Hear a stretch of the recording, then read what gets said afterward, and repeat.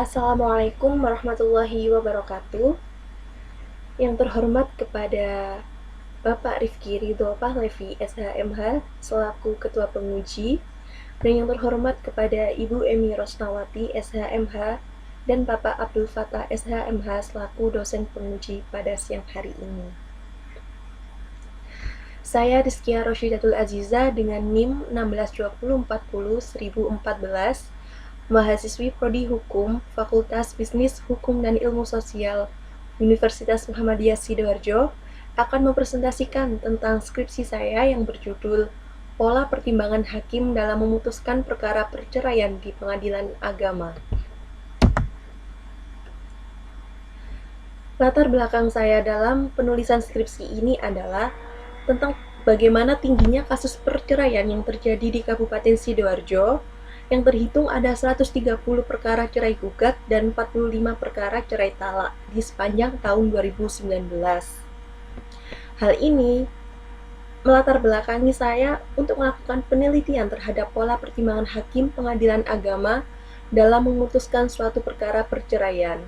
Sedangkan rumusan masalah saya adalah bagaimana pola pertimbangan hakim dalam memutuskan perkara perceraian di Pengadilan Agama Sidoarjo pada tahun 2019.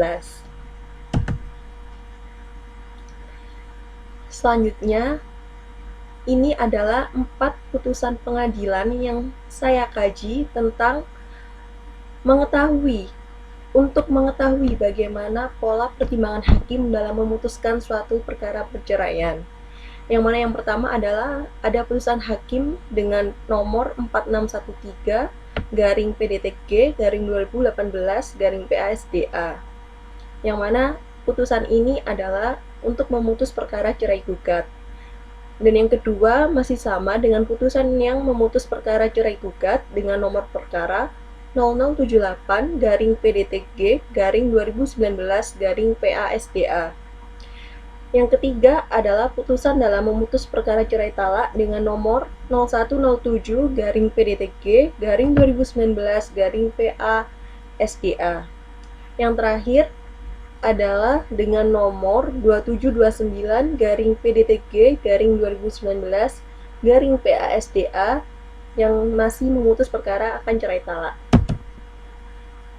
Selanjutnya ada landasan teori. Dalam penulisan skripsi ini saya memakai 6 landasan teori, yakni ada penelitian terdahulu, talak, sebab terjadinya talak, jatuhnya talak, kekuasaan kehakiman, dan yang terakhir adalah disparitas putusan. Selanjutnya adalah metode penelitian saya dalam penulisan skripsi ini, yang mana jenis penelitiannya saya menggunakan metode normatif. Kemudian pendekatan masalah, saya menggunakan pendekatan kasus yang dilakukan dengan cara menelaah serta memahami akan rasio desidendi. Selanjutnya bahan hukum, terdapat 2 bahan hukum yakni primer dan sekunder, yang mana bahan hukum primer saya peroleh dari putusan-putusan pengadilan yang berkaitan dengan isu hukum yang saya hadapi. Kemudian bahan hukumnya sekunder yakni diperoleh dari buku-buku hukum dan beberapa jurnal hukum yang mempunyai relevansi dengan apa yang hendak saya teliti. Dan selanjutnya, analisis sumber bahan hukum saya menggunakan teknik analisis data dengan logika deduktif.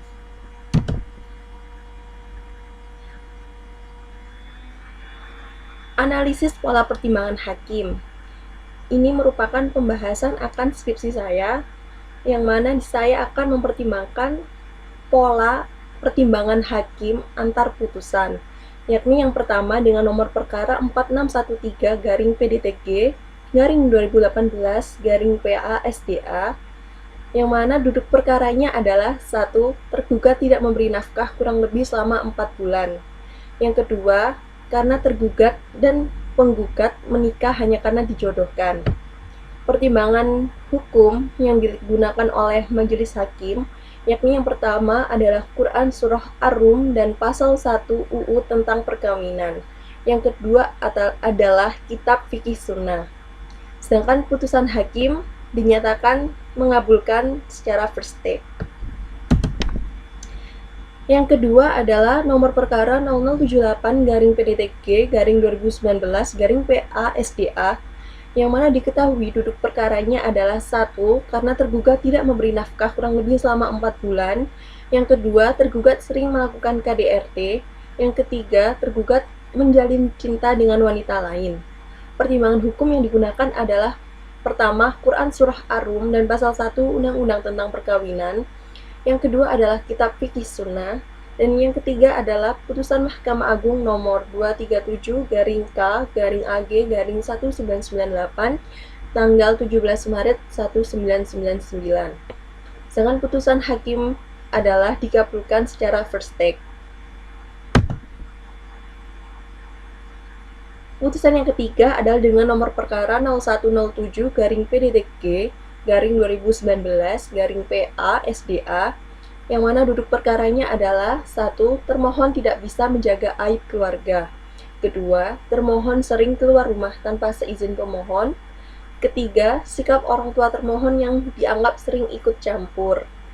Pertimbangan hukum yang digunakan adalah Quran Surah Ar-Rum dan pasal 1 Undang-Undang tentang Perkawinan. Yang kedua, Kitab Madahuriyatuz Zaujani Fit Thalaq.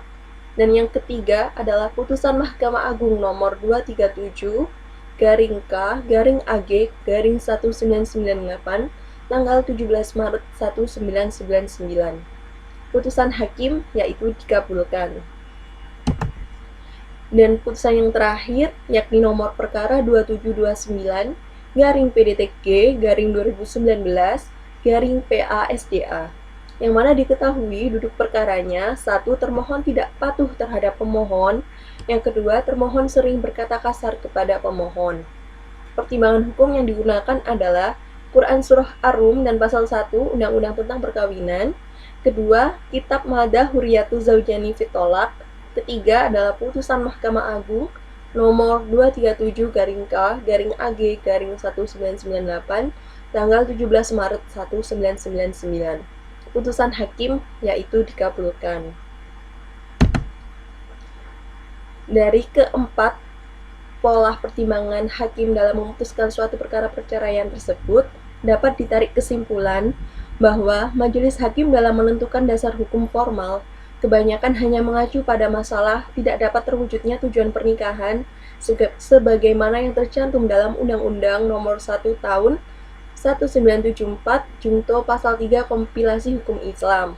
Sedangkan untuk dasar hukum materialnya, majelis hakim menggunakan konsep alasan perceraian yang terdapat pada pasal 39 ayat 2 huruf F Undang-Undang Nomor 1 Tahun 1974 Junto Pasal 19 huruf F Peraturan Pemerintah Nomor 9 Tahun 1975 mengenai perselisihan dan pertengkaran yang terjadi secara terus-menerus antara suami istri yang tidak ada harapan untuk hidup rukun kembali. Sedangkan saran yang diberikan oleh penulis, yakni majelis hakim diharapkan dapat meningkatkan kompetensinya dalam menyusun suatu putusan, sebab telah ditemukan adanya beberapa pertimbangan hukum yang sama di dalam suatu putusan dengan duduk perkara yang berbeda. Selain itu, kurangnya penggunaan metode induksi oleh majelis hakim menjadi kelemahan sehingga penganalisaan terhadap suatu fakta hukum menjadi tidak tajam. Demikian kiranya yang dapat saya sampaikan, kurang lebihnya saya mohon maaf yang sebesar-besarnya. Akhirul kalam, wassalamualaikum warahmatullahi wabarakatuh.